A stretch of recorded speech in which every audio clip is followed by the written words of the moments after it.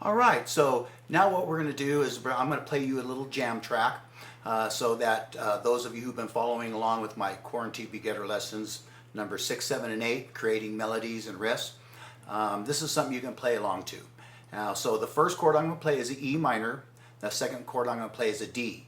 So that way, for those of you who want to use your pedal points, E first, D second, and continue.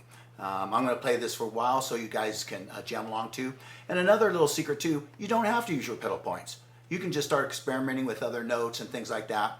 But I was just showing you a basic professional trick to get you started on how you can use like an E and a D to go along with the chords that are being played. So here we go. Have fun with it. Jam away. 2, 3, 4.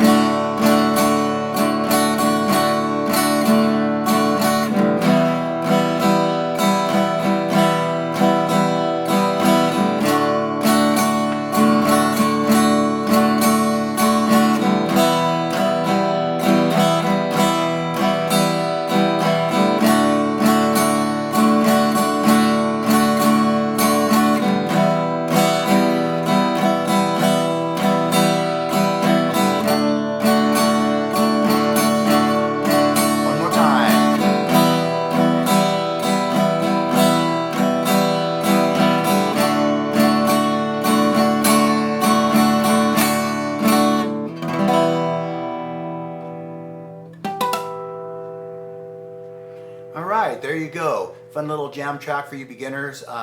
Actually, a lot of people have used this in songwriting, and one that comes to mind is when I was a young kid, Mountain, a band called Mountain, Nantucket Sleigh Ride. These are exact chords that they use for the verse part. So simple, but yet usable. You could use this to write songs. A lot of people do. So there you go. There's your videos for learning melodies and riffs. We will be doing 2 new beginner videos for this quarantine period every week. So watch for that, stay tuned, subscribe, and practice.